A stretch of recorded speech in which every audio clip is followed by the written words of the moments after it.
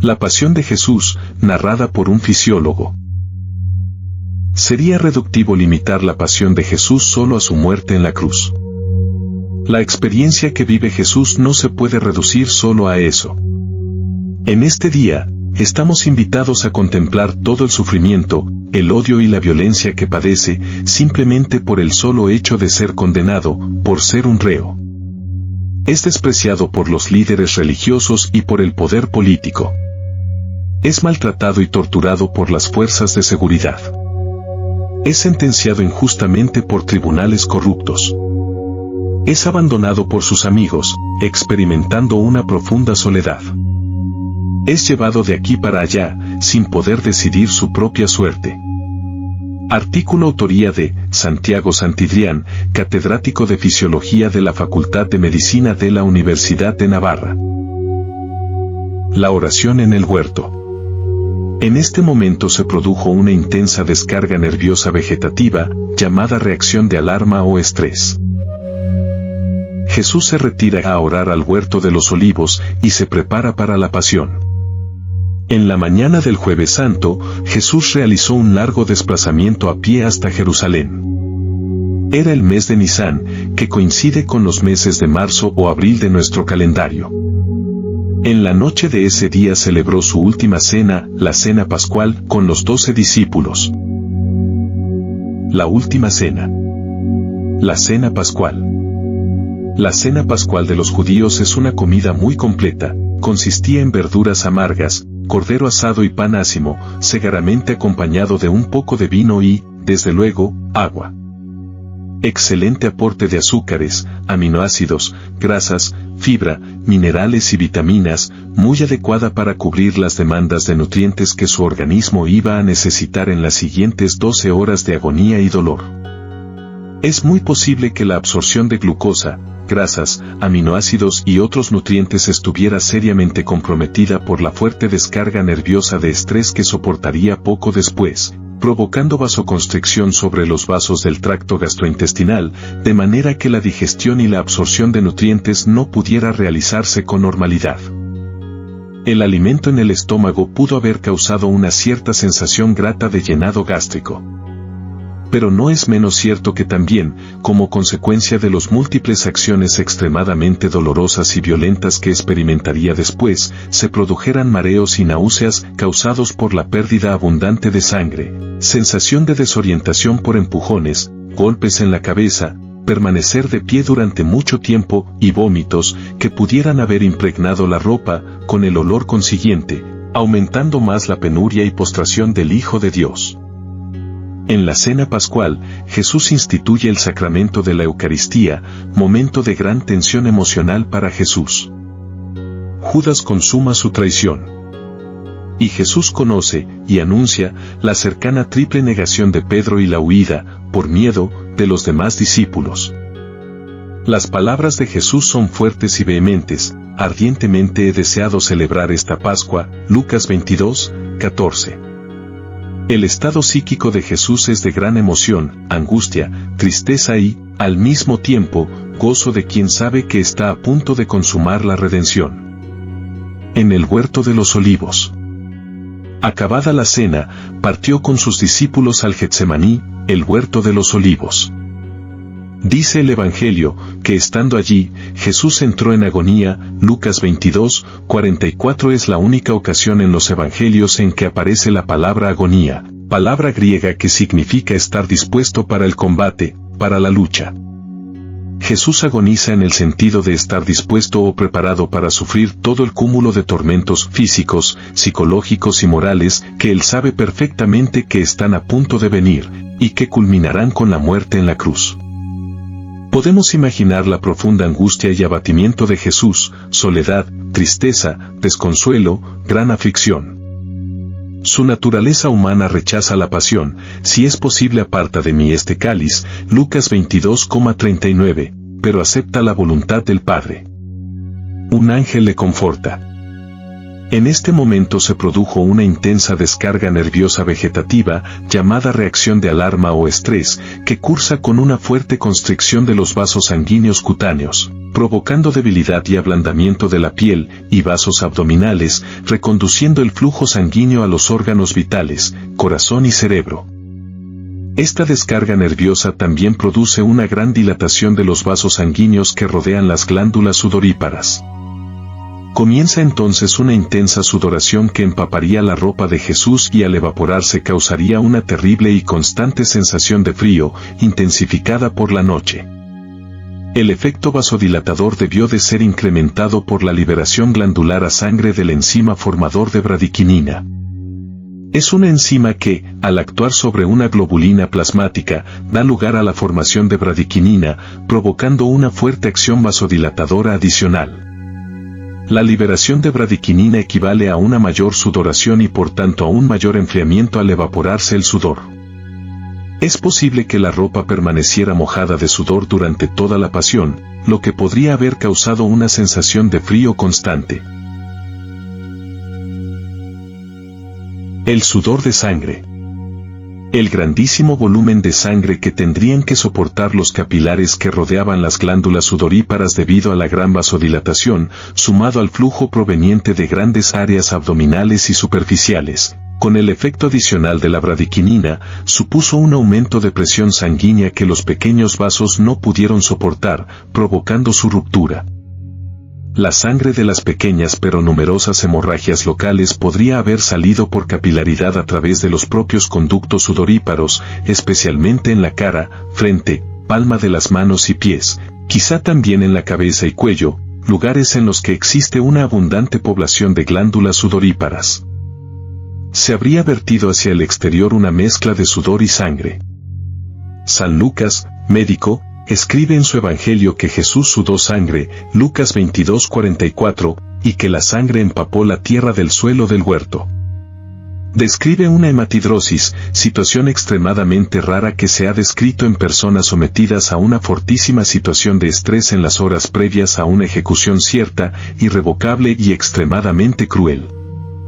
Posiblemente la pérdida de sangre a causa de la hematidrosis no fuera muy relevante cara al comienzo de un shock hipovolémico, coma provocado por pérdidas importantes de líquido, pero desde luego, no puede dejar de tenerse en cuenta, especialmente como indicadora de debilidad cutánea y del tremendo shock emocional y psíquico al que estaba sometida la naturaleza humana de Jesús.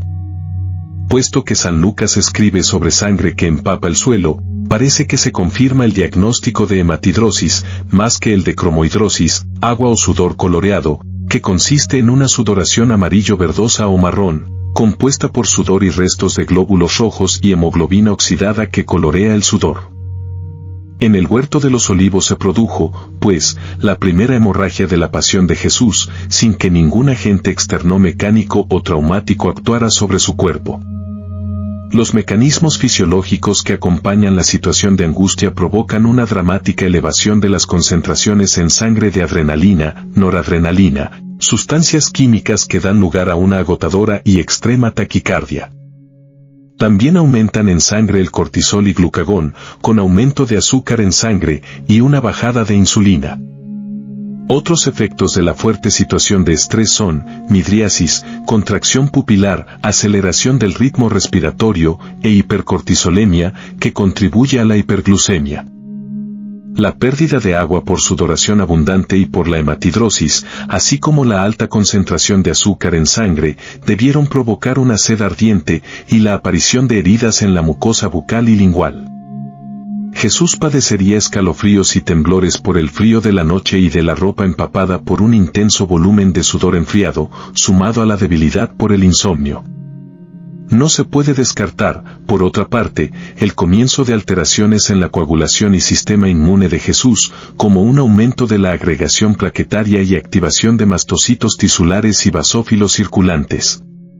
La intensa descarga del sistema nervioso pudo producir encefalinas, que junto con las endorfinas y dinorfinas de diversas procedencias, pudieron contribuir a aliviar ligeramente el dolor físico posterior, pues estas sustancias bloquean parte de la vía sensorial termoalgésica y otras áreas supramedulares implicadas en el control endógeno del dolor.